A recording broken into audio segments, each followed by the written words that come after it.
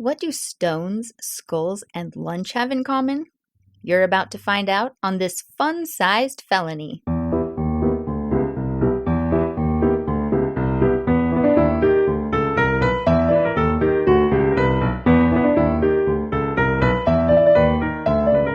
Welcome back to Forgotten Felonies. I'm Monica, and this is a fun-sized felony. Are felonies ever fun? Not so much. By fun-sized, I mean it's going to be a short story. Lots of times, Olivia and I have come across a headline that shocks us. We think it could potentially be a great episode, and we start to dig deep, only to find that the case didn't get a whole lot of coverage for whatever reason, and we don't have enough to make an episode. We've wondered what to do with these cases. We want to share them. And thus I bring to you fun-sized felonies. These are short episodes that might frustrate you the way they frustrate us. While researching the murder of Melvin Clark, which was featured in our previous episode, I saw a most disturbing headline in the July 30th, 1957 edition of the Boston Globe. It reads, "Missing boy found, beaten with stone." Of course, I couldn't ignore that, right?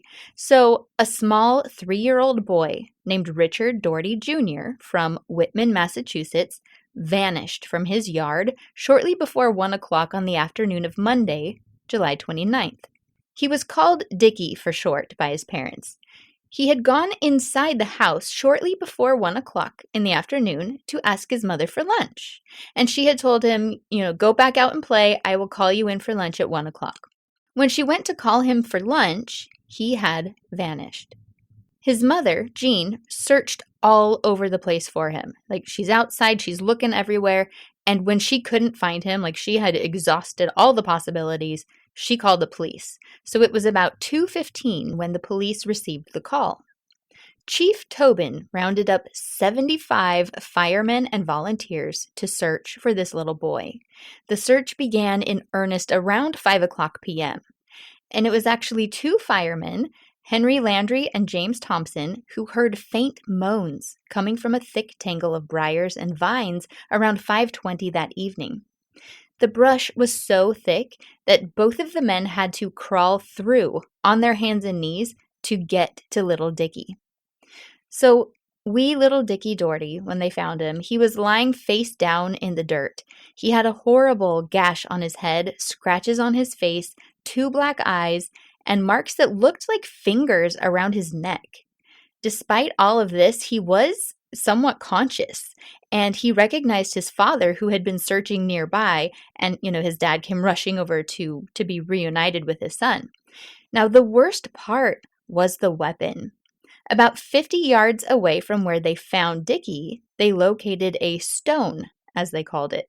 Now, a stone to me seems kind of small, but this stone seems more like a boulder because it was 17.5 pounds. It was clear based on, blood evidence on this stone that this was the weapon used in the attack on the 3-year-old boy. They located the spot where the stone had actually been pried out of the ground, for this deadly purpose.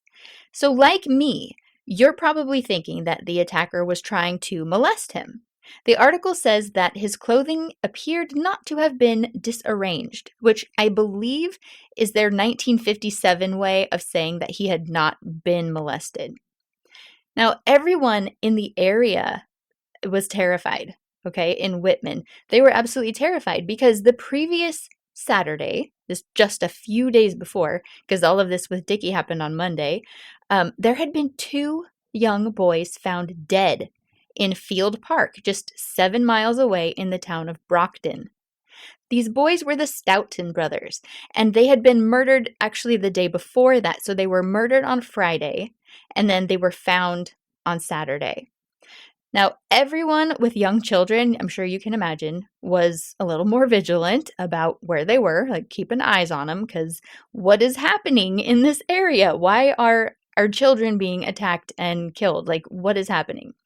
So they quickly had the slayer of the Stoughton brothers in custody. It was a man named Raymond F. Olson, and he actually lived in Brockton where those murders had happened. He admitted to the murders, so that was cut and dry, but he was not responsible for the attack on Dicky Doherty.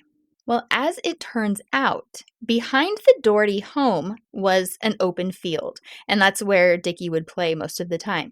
And there were thick bushes on either side, and it was under these bushes on one side of this field that Dicky was found. The boulder was tossed into the bushes on the other side of the field, which means he must have made his way across that wide open expanse of recently mowed grass. And that meant that he would have been easily visible from all of the homes on Franklin and Winter Streets. So the police began going door to door to see if the neighbors had seen anyone out there in the field. Several of the neighbors had seen someone in that field, and this someone happened to be a man who actually had been convicted of multiple sex offenses in the past. This man was George A. Gaines. He was a 49-year-old dishwasher at the time. On July 8th, 9th, 11th, and 12th of 1957, so this is a couple weeks before Dicky was attacked, he had actually molested 2 boys, ages 10 and 11.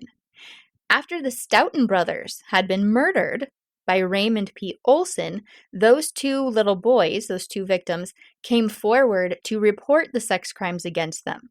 So for the sake of the timeline, the Stoughton brothers, who were named John Logan Stoughton, he was 12, and then Paul Stoughton was 10, they were murdered on Friday, July 26th, and found on Saturday, July 27th. Sometime after this, the 2 boys who had been molested by George A. Gaines went to the police to report their rapes. And they were able to pick George Gaines out of a photo lineup. So, they went forward probably thinking maybe this same guy was the guy who attacked us, but then, looking at the pictures, it was actually George Gaines.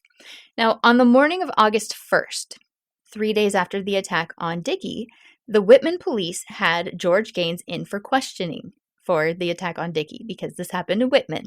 Once they released him, so apparently they didn't think he did it, once they released him, the Brockton police arrested him on the charges of indecent assault and battery against those 2 boys. That very same afternoon, he was in court before District Court Judge Anthony Kupka to be arraigned. He pleaded guilty to 8 of the charges. Now, I'm confused on this next part. The judge decided to hold him over for a grand jury trial and was holding him on a bail of $8,000. So either the newspaper reporting is incorrect, or there were more charges, or I just don't understand how this works. But it seems like if he pleaded guilty, then he would just go to sentencing and he wouldn't be held on bail and held for a grand jury trial. So I'm confused about that. Anyway, at this arraignment hearing, Judge Kupka told him, quote, "You should be taken out of circulation." He was also going to be held in the Plymouth House of Correction while he was, serving his sentence for the charges that he had just pleaded guilty to or awaiting that grand jury trial. And the judge is quoted as saying, "The Plymouth House of Correction is too good a place for this man to serve his time." Now, Dicky Doherty, just 3 years old, was still in critical condition on August 1st. He had 3 skull fractures, and a brain specialist had been called in. Now, the brain specialist said he had a good chance of recovery, and he had not found any signs of brain damage. So, did they ever find who attacked Dicky Doherty? Did Dicky Doherty make a full recovery? I have no idea. That's where the reporting ends for this story. There's nothing more about George A. Gaines, nothing more about Dicky Doherty or his parents. Literally, there is nothing more. So Dicky's full name was Richard Doherty Jr. He was 3 years old in 1957, which means he could very well be alive today in 2026. He would be coming up on his 70th birthday this year. So if anyone listening knows the rest of this story, we would love to hear it.